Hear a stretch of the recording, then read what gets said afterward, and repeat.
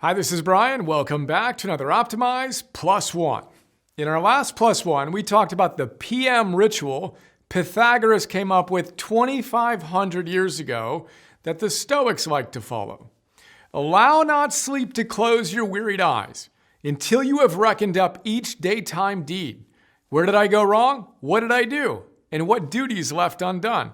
From first to last, review your acts, and then reprove yourself for wretched acts, but rejoice in those done well. Today, we'll step back a bit and put in an AM intention practice to go with that PM reflection practice. Let's go back to Donald Robertson's How to Think Like a Roman Emperor. He encourages us to follow another one of Aurelius's practices and contemplate the sage.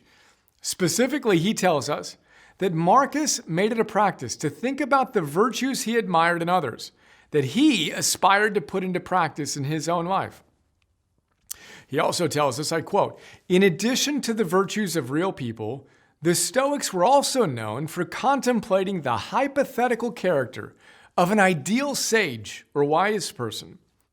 Then he shares my favorite practice, I quote again, "In addition to asking ourselves what qualities the ideal wise person might have, we can ask what qualities we might hope to possess in the distant future. For instance, what sort of person would you hope to be after having trained in Stoicism for 10 or 20 years?" End quote. Now, when I read that, I immediately thought of our Carpe Diem journaling process. In our Mastery series, after establishing the ultimate game we're playing and how to play it well, we walk you through a Stephen Covey-inspired eulogy exercise in which you attend your own funeral and listen to what your loved ones have to say about you. Pause for a moment, if you feel so inspired, and imagine that scene. You're gone. It's your funeral. Who says what? Specifically, what virtues do you hope people use to describe you and your presence in their lives? Write those down.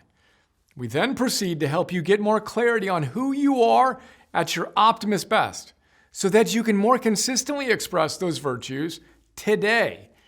We need to move out of the abstract, "Oh yeah, that's how I'd like to be remembered," to a very concrete, "Well, if I really think those qualities are important, then today is the day to live in integrity with them."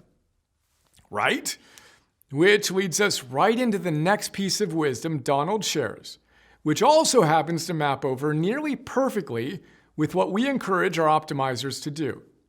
He tells us to reflect on your ideal self and those virtues you intend to embody every morning. Write them down. Imagine your ideal self interacting with people today. Who are you? How do you show up? That's essentially what Aurelius did. We call our optimized process Carpe Diem journaling. We start by getting clarity on our optimist best selves in our big three of energy, work, and love. Then we briefly reflect on that best self-identity and write down the virtues that version of you embodies. Then we identify the number one behavior we'll engage in that day as we recommit to being that version of ourselves today. Donald encourages us to add a PM reflection so we can go through what he calls daily learning cycles. At the end of each day, he tells us to ask ourselves 3 simple questions. Number 1, what did you do badly?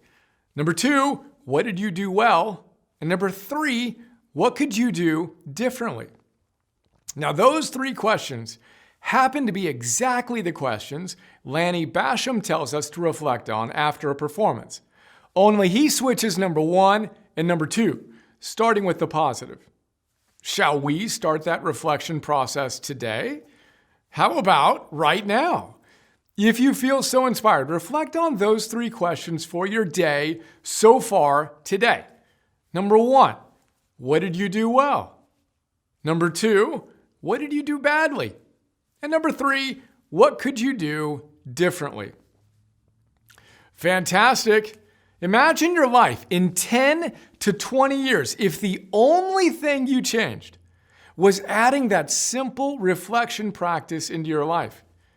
Here's to aggregating and compounding those incremental gains over an extended period of time so that best version of us is the one looking back at us in the mirror in 10 or 20 years.